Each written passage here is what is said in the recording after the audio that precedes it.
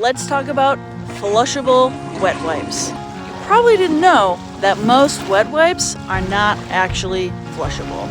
The reason is because they actually have plastic fibers in them, polyfibers, like in this jacket. And those fibers, they don't biodegrade, and they actually get stuck in your pipes when you flush them. Let me tell you more.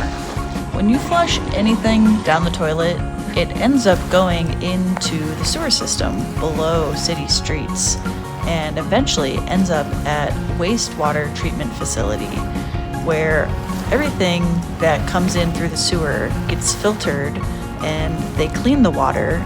And then after the water is cleaned, it gets distributed back into our waterways like rivers, lakes, and oceans.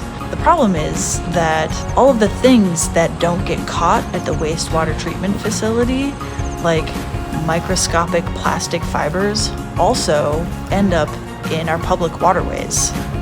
So microplastics are defined as really small pieces of plastic that are smaller than 5 millimeters. But honestly, they're even smaller than that. They're microscopic. That's why they're called microplastics.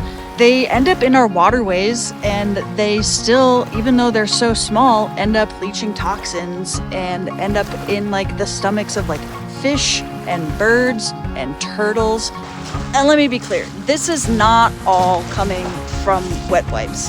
This is stuff like trash, like bottle caps and straws and plastic bags, and even like fabrics, like from our clothes. Like when we wash our clothes, little tiny pieces of plastic come off of them and get washed away into the water systems.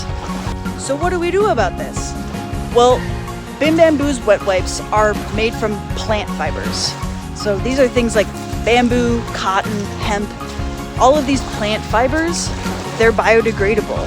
So when you flush them, they break down into little pieces in the sewer system, and they just biodegrade and become one with nature.